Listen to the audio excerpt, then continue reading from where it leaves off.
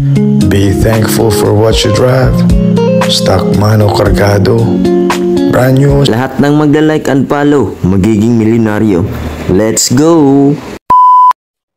Yo, what's up mga part? Welcome back. So, ito na, yung final day ng ating preparation para sa ating Suzuki Smash 150 na ilalapag bukas, September 14, 2024 sa first araw ng Sikihor Motor Show. So, ito, kinabit na natin yung ating front fender na thermo paint, syempre ni Abilina. So, yan. Goods na yan. Pantay na pantay. Pantay check. So, yan. Straight na straight yan. Then, yung kanyang dibdib, kinabit ko na rin. So, yung headlight, and then yung ulo niya. So, goods na yung harap. And then, ngayon, kakabitan natin siya ng panglikod na fairings para makita natin yung tindig at forma. So, kunin ko muna yung fairings ni Abilina na thermopaint. And kakabit natin dito sa likod para makapag-adjust na tayo sa kanyang tindig at sa kanyang tayuan. So, kunin ko muna yung fairings para makabit na natin. Let's go! So, nakabit na natin yung fairings niya dito mga part. And then yung kabila. All goods na yan. So, dito na lang sa harap. Papalitan muna natin to ng carbs kasi ayaw ko ng tuno nito. Pangit. Papalitan ko ng isa kong carbs. So, and then yung flat seat kukunin pa natin sa tropa. So, tara mga part. Update ko lang kayo mamaya. So, ito na yung update mga part. Pinalitan ko siya ng carbs. So, ginamit ko yung uko ko na 30mm. Then, nakabit ko na yung fairings niya sa likod. So, and then, ito sa kabila. Yung pipe, all goods na yan. So, nakakabit na. Street legal na street legal. So, next natin is kakabit na natin tong dito sa harap na fairings para makita natin if wala bang di ba siya magba-wild pag may fairings na yung kanyang cable.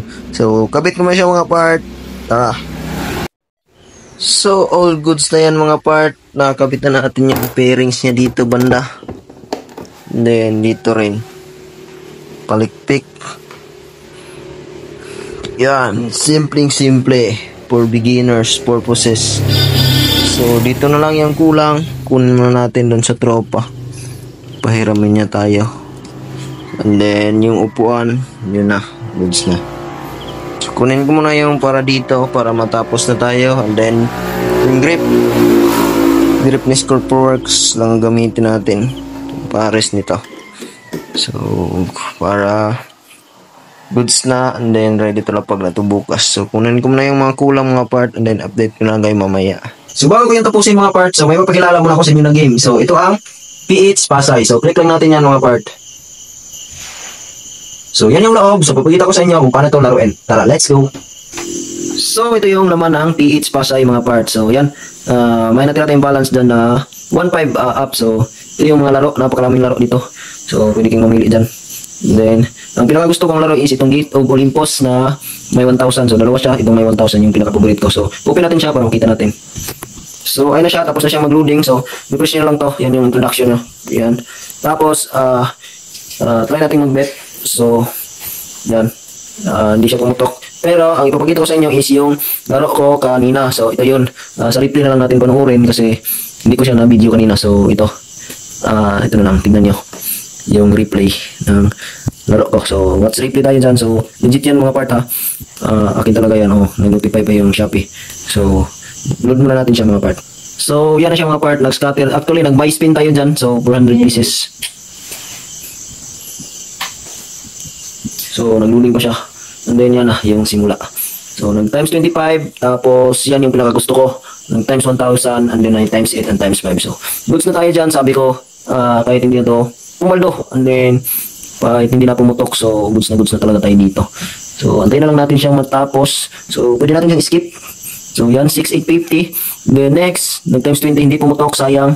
Then, yan, hindi pumutok yan siguro. So, yan. Ay, pumutok pala ng times 2, pero may total multiplier na tayo na 1,000 plus. So, kaya, ang panalo natin dun is 11K plus. So, yan siya. Then, next, times 8 and times 50. Sayang, hindi pumutok. Ito pa, sayang yun, hindi pumutok. Then, yan, may isa pa yan, times 250, na hindi pa rin pumutok. Nag times 500 pa. So, kung pumutok lang yun, nasa 100 plus na yung panalo natin dito. So, ito yung pumutok. Antayin nyo yan mga part. Yan, pumutok siya. Kaso, yan yung pinakapaborito ko sa lahat. May times 500, times 10. Tapos, bigyan pa ng times 15. Then, may kulay yellow na pumutok. So, may bibigay pa yan last. So, yan, times 10 and then times 6. So, pumutok pa yung pula. So, dito na talaga tayo pumaldo. Nag-max win tayo dito mga part. So, yan siya. Oh, max win 42,100. So skip natin. Yan yung panalo natin, a total of 68,000. So napaka-legit ng link at mga parts. So kung gusto niyo ring manalo kagaya ko, nasa comment section yung link, and then ilalagay ko rin yan sa bio ko. So ano pang hinihintay niyo mga part? Nasa intro na natin, lahat ng magpapalo magiging milyonaryo. Let's go.